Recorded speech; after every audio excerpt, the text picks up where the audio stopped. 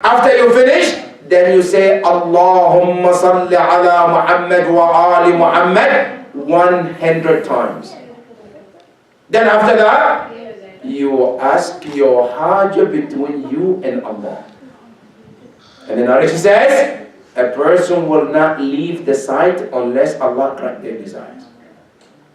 That is one of the amal. Salat, Khamis, once a week. It's not every day. No, once a week. That's one of the amal.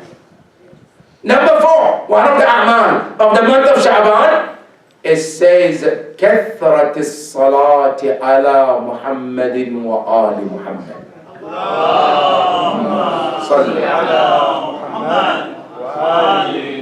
Number 4, this month is the month of dhikr. Allah, brothers and sisters, if one can make a time, say every day of Sha'ban 100 times salawat to the Prophet and Ahlul Bayt. It's a highly recommended. Because when you go, if you want to understand the importance of salawat, just look at the Quran. What did Allah say about it? It said, Inna Allaha wa malaikatahu yusalluna ala nabi. Allahu Akbar. Then Allah said, wa ya ayyuhan nas, or ya ayyuhal ladhina amanu. No, ya ayyuhan nas, it's for everybody. Right? But the salawat is so special. Allah said, Ya ayyuhal ladhina amanu. The call in the Quran is different kinds. There is Ya ayyuhan nas. There is Ya ayyuhal ladhina amanu. Everybody is invited. But Ya ayyuhal ladhina, no, there are specific group to do salawat to Muhammad. That tells you that salawat is something that Allah values so much. The Prophet tells us, he says, Man salla alayya salatan, whoever by chance says one salawat to me. Alright? What happened, Ya Rasulullah? Now listen to the Prophet. Hal sallaytu alayhi? He said, no. He said, you do this for me? He said, I'm not going to do it for you. Why, Ya Rasulullah? He said, because I have somebody better than me. Who's better than you, Ya Rasulullah? He says, Sallallahu alayhi biha ashar. One salawat that I sent to Prophet Muhammad, as the Prophet says, I have Allah who is better than me and you to send salawat to you. You know, brothers, just think about it. If Allah is to give you one salawat, one, what does it mean when Allah gives one salawat to you? Just one salawat from Allah, one barakah from Allah is to you. What does it mean? What happens if they are 10? And the Prophet said, Sallallahu alayhi biha ashran. Ya Rasulullah, if I want to go even more, I want to give you 10. What happened? It says, Sallallahu alayhi biha mi'ah. Allahu Akbar. You know, who can tell this deal, brothers and sisters? You know, today if a Bill Gates comes here, right? And he says, you know, I'm going to do a deal with you. And I want you to bring me $1, and for every dollar, $1,000. What are you going to do? You going to take this down? Or you're going to say, how much? I'm going to empty my account. Say, take it. Give me whatever. Allah, through the Prophet, say, Man sallam alayya salatan, sallallahu alayhi biha ashara. Just one salawat, 10 for you.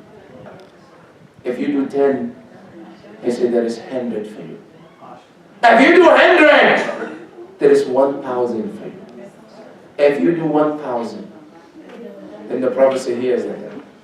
Sallallahu alayhi biha salatan la ya'lamu adaduha illallah. So then Allah gives a salat back to the point nobody can tell how many, how much, except Allah alone.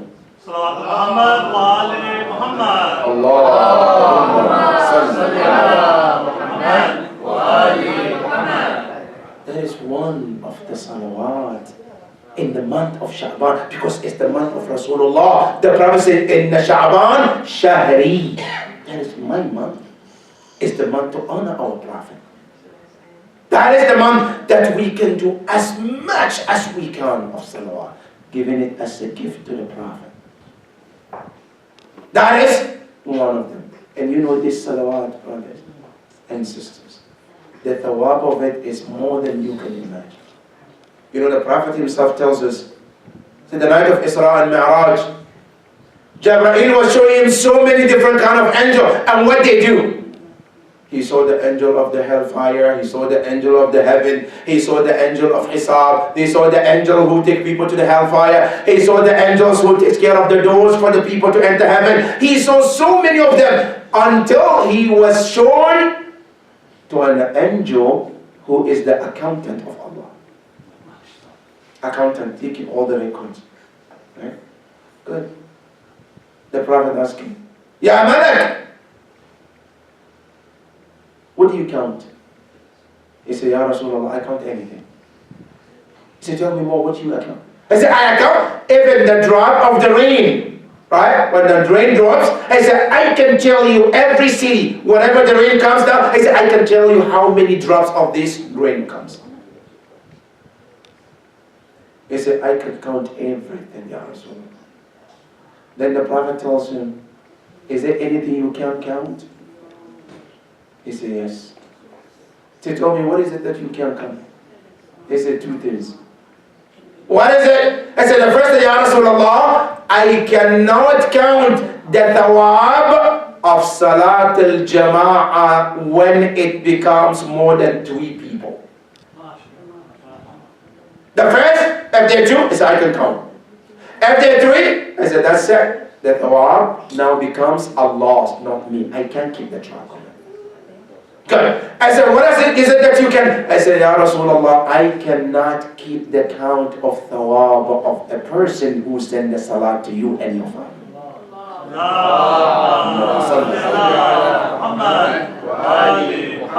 That is the salat. That is the salawat. It's not a joke. When you go to the hadith of Ahlul Bayt alayhi salam and you hear the benefit of salawat, it's amazing. One of them, the Prophet Imam says, مَنْ لَمْ يَجِدُ مَا يُكَفِّرُ بِهِ ذُنُوبًا فَلْيُكَفِّرُ الذُّنُوبَ بِالصَّلَاةِ عَلَى مُحَمَّدٍ وَآلِ مُحَمَّدٍ اللهم صل على محمد وآل محمد. I said, if a person gets to the point you have kafara. Kafara means what? Punishment or the penalties that you have. Right? The penalty to Allah, you have to pay. I can't pay them, Ya Allah. I get to the point, I must stop. I can't. What can I do? I say, there's one way out. One, that's it. مَنْ لَمْ يَجِدْ مَا يُكَفِّرُ بِهِ ذُنُوبًا. You cannot find anything anywhere else. Everything is gone. I can't. They say, there's only one way. What? There's one way out. What is it? It says, فَلِيُكَفِّرُ. Then the only thing is the salat ala Muhammad wa ala Muhammad. Allahumma salli ala Muhammad wa ala Muhammad. And then the narration said, فَإِنَّهَا أي فَإِنَّ الصَّلَاةَ عَلَى مُحَمَّدٍ تَهْدِمُ الذُّنُوبَ هَدْمًا. They destroy the sins, truly destruction. That is the salawat. This month is one of those months. One should continuously doing salawat to ala Muhammad wa ala Muhammad. That is number 4. Number 5, there is dhikr khas. Also it's recommended. But this dhikr is recommended to do 1,000 times a day. What is it? La ilaha illahu wa la na'budu illahu mukhlisina lahu ad-din walau kariha al-mushrikun. If one can do this dhikr, 1,000. It's also recommended. Right? These are 5 things. We all can pick one of them. 1 salah, 2 rakah on Thursdays. No, I can give sadaqah. No, I cannot. I can do istighfar. One of them. If you can do all of them, even better. But if you cannot, at least 1 or 2 or 3, it's highly recommended in Islam. These are 5 recommended things to do in the month of Sha'ban. But one of the important things in the month of Sha'ban is the birth of our 12th Imam, Imam Sahib al-Asr wa Zaman. Allah Salli ala Muhammad. You know, this Imam, there is so much to learn from him.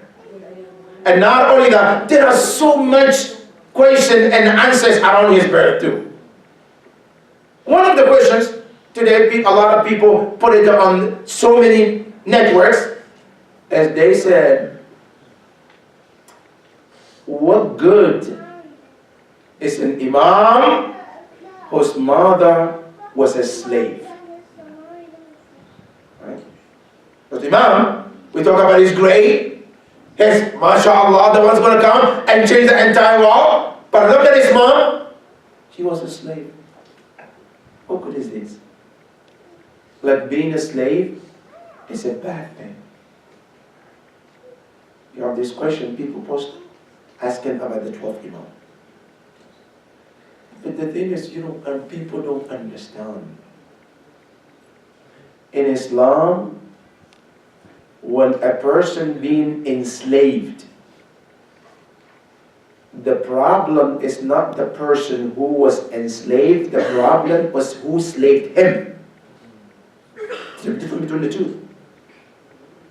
When somebody, a human being is supposed to respect other human beings, if I decided to take somebody and enslave them, the problem is not them, it's me who's doing haram.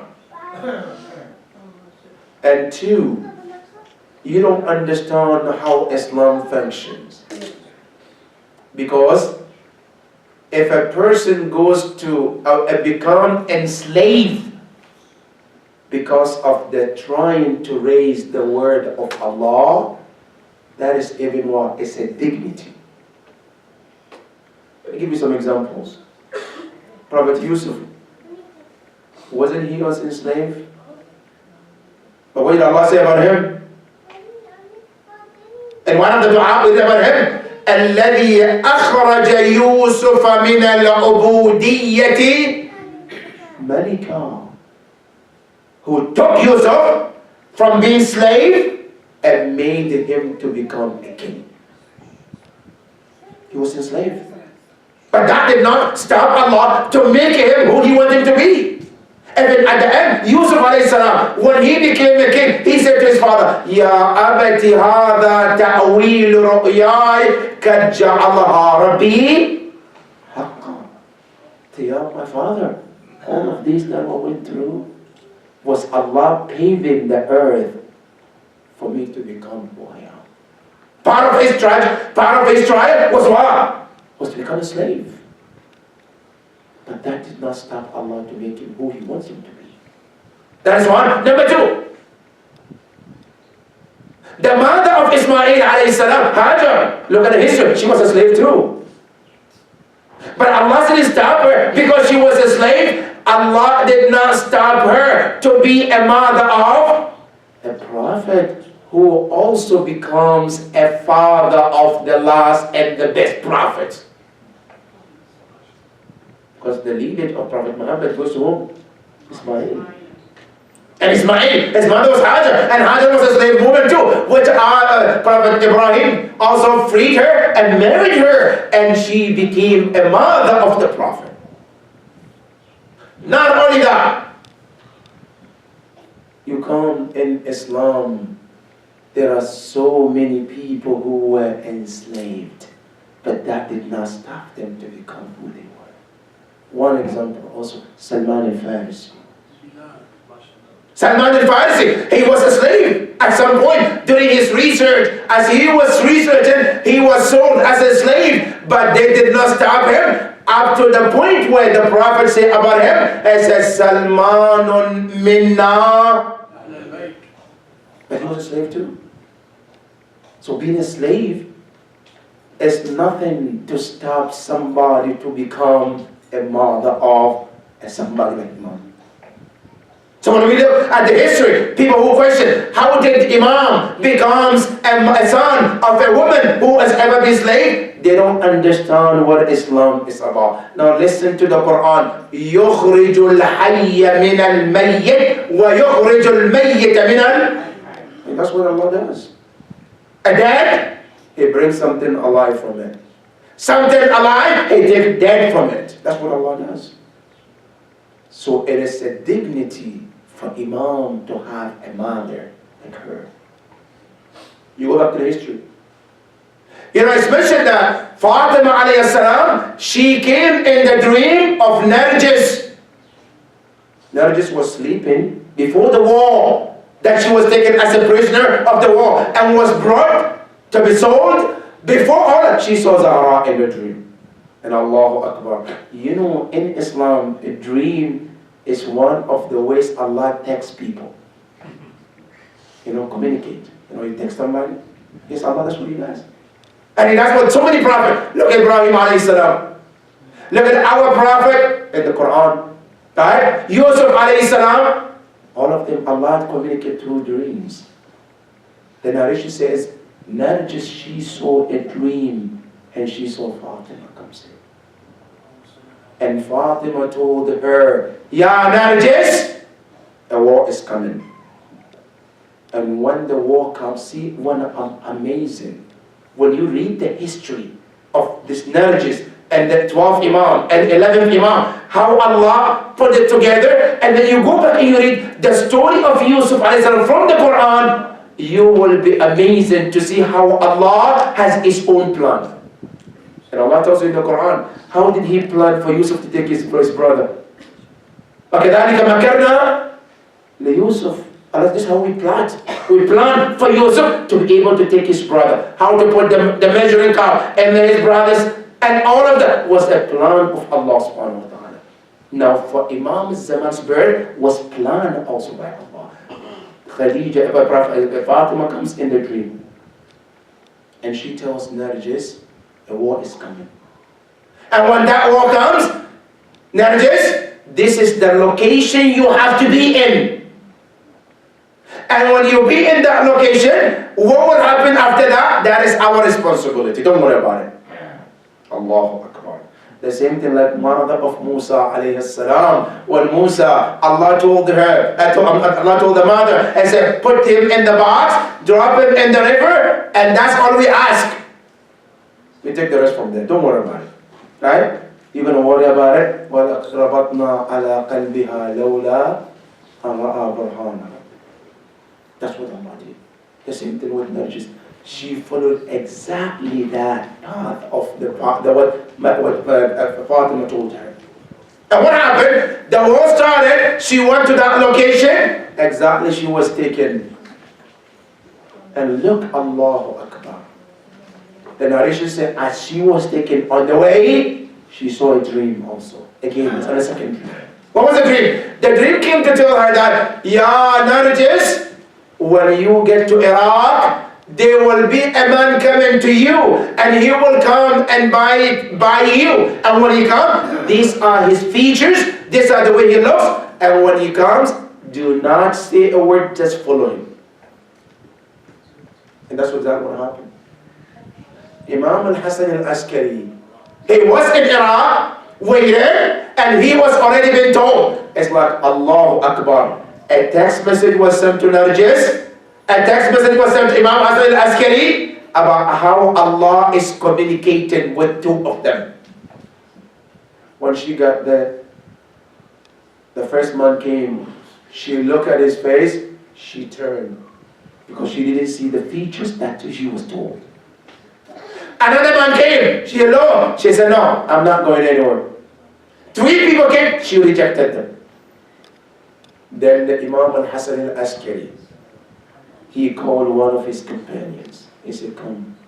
He came. He said, go to this location. You will see a woman with these features. Ask them how much is she being sold. When they tell you, then Imam took under his mat, he pulled out a bag of the money, and he said, take it, don't open it. Whatever the amount they tell you, just give it to them. The amount is in there. Allahu Akbar. He took, he ran to the same location where Imam told him. He got there. Narjis was already there. He asked how much, they told. He gave the money, they opened the box, they looked, the exact amount they were asking was in there already. This time, Narjis turned. She looked at the man, and she saw the features of Zahra told her in the dream is there. Allahu Akbar. But this time was different. Every person who came before, when she looked, she turns. But this time, when she turned, she never did. She needs to follow him because فَإِنَّهَا مَأْمُورَةٌ. She was being ordered to do something. And that is how she followed the 12 and the companions to Imam al-Hasan al-Askari's house. The birth of our 12th Imam is amazing. Some narration says there is similarity between the birth of this Imam and similarity between the birth of Isa. But lack of time, brothers and sisters, I'm just going to say one thing, and end because of time of Salah. And that is one of the things that we have to always think of. How can we become his servant?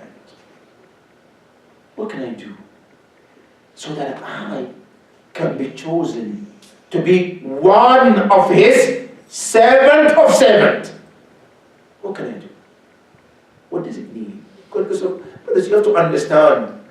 Today in America, if you want to join the army, any army that you want to join, right? Whether it's Marine, whether it's a police, whether it's a soldier, anything, they have rules and regulations. A certain age, you have to fit certain body structure, you have to be healthy, you have to, before they allow you to come in. Now, do you think you want to be the soldier of Imam Zaman and you tell everybody how to come in, even if you don't qualify? No, it doesn't work like that. And the leaders, the Quran tells you, like Talut, when Allah sent him to go and fight Jalut, he had the qualities that he takes. Man sharibahu falaysa minni. If you have this, he said, you can come with me. And he sent so many people back home who already came with him because he tested them and they failed. And this is just to fight Jalut. The 12th Imam is coming to fight the entire world and establish the justice.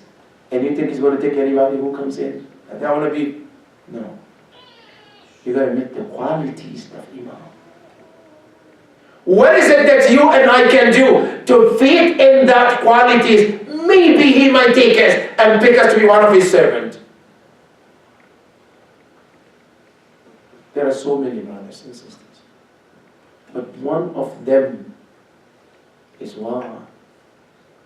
It's amazing. It's Salat. One of the qualities is Salat, taking your Salat seriously. Is that all? Yes, that's all.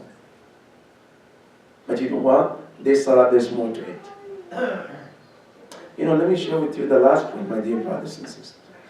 You go to, we take this Salat so lightly. Salat Allah Akbar. You go to the Quran, Ibrahim al-Khalil.